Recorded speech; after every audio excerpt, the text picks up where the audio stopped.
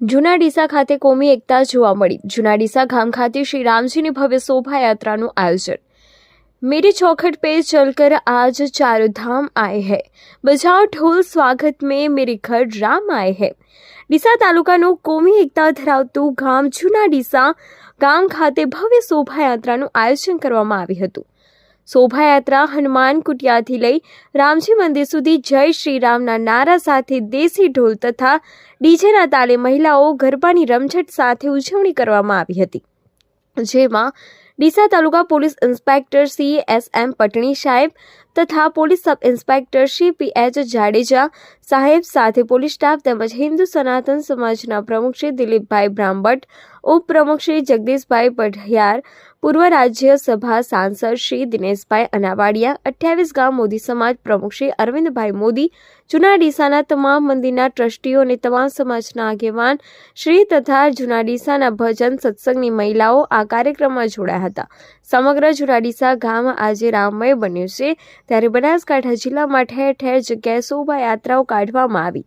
દિવાળીના તહેવારની જેમ ઉજવણીઓ કરવામાં આવી રહી છે। આ પ્રસંગે ભરતભાઈ સોની, જીતુભાઈ મંડોરા, નવીનભાઈ જોશી, દિનેશભાઈ દરજી, બાબુભાઈ બારોટ, હસમુખભાઈ મોદી, જયેશભાઈ દેસાઈ, પિયુષભાઈ પુનડિયા એ હાજરી આપી હતી। આયોજન હિન્દુ યુવા મિત્ર મંડળ દ્વારા કરવામાં આવ્યું હતું। ખરેખર આજે 500 વર્ષના સંઘર્ષ પછી જે પ્રતીક્ષા જોવાઈ રહી હતી, આજે રામલલાનો પ્રતિષ્ઠા દિવસ આવી ગયો છે।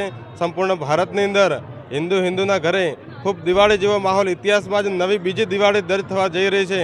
બધાના ખૂબ આનંદ છે, ઘરો ઘર ખૂબ ઉત્સાહ છે અને જૂના ડીસાની અંદર ભવ્ય શોભાયાત્રા નીકાળી બાળકો, બહેનો, વડીલો બધા લોકો ખૂબ ઉત્સાહપૂર્વક ભગવાન શ્રી રામના નારા સાથે ભવ્ય શોભાયાત્રા નીકાળી, એમાં ખૂબ ખુશી થઈ અને આજે આપણે બધા ભગવાન રામલલાની આરતી કરી અને ખૂબ આપણે પોતાના જીવનને ધન્ય બનાવીએ। જય શ્રી રામ। આજે ભગવાન શ્રી રામની અયોધ્યા મુકામે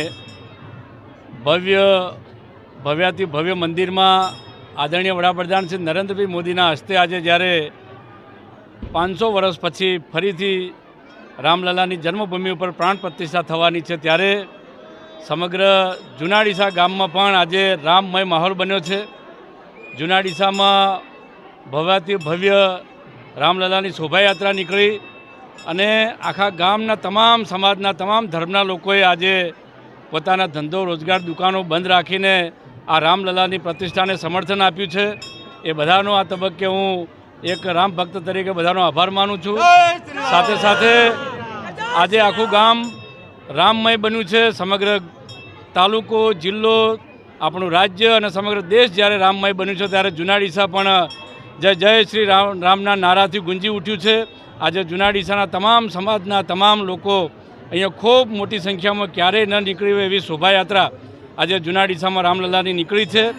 વિશેષ વાત નહીં કરતાં મને અહીંયા રામલલાની એક શોભાયાત્રામાં આવવાનો જે મોકો મળ્યો એ બદલ અહીંના આયોજક અને સનાતનના પ્રમુખ શ્રી દિલીપભાઈ, ઉપપ્રમુખ શ્રી જગદીશભાઈ તથા તમામ સમાજના આગેવાનોના તબક્કે આભાર માનું છું। જય જય શ્રી રામ। જય શ્રી રામ। આજે અયોધ્યામાં રામલલાની પ્રતિષ્ઠા નિમિત્તે જૂના ડીસા ગામે પણ રામજી મંદિરમાં શોભાયાત્રાનું આયોજન થયું। ખૂબ મોટી સંખ્યામાં સનાતન ભાઈઓ ઉપસ્થિત રહ્યા। ગામના દરેક સમાજના આગેવાનો ઉપસ્થિત રહી, ખાસ કરીને યુવા મિત્રો, જુદા જુદા ધાર્મિક સંગઠનો વગેરે ખૂબ મોટી સંખ્યામાં ઉપસ્થિત રહી શોભાયાત્રામાં અભિવૃદ્ધિ કરી। તમામનો હૃદયપૂર્વક આભાર માનું છું। એ જ રીતે સમગ્ર વેપારીગણ, જૂના ડીસા મુસ્લિમ સમાજ અને એમને પણ સ્વૈચ્છિક રીતે બંધ પાળી અમારા આ રામ મંદિરને સમર્થન કર્યું છે। એ જ રીતે તાલુકા પોલીસ સ્ટેશન અને જુદા જુદા સરકારી અધિકારીઓએ પણ જૂના ડીસા ગામની ખૂબ ચિંતા કરી અને ગામને સમર્થન કર્યું છે। ખૂબ ખૂબ દરેકનો આભાર। અસ્તુ। ભારત માતા કી જય। વંદે માતરમ।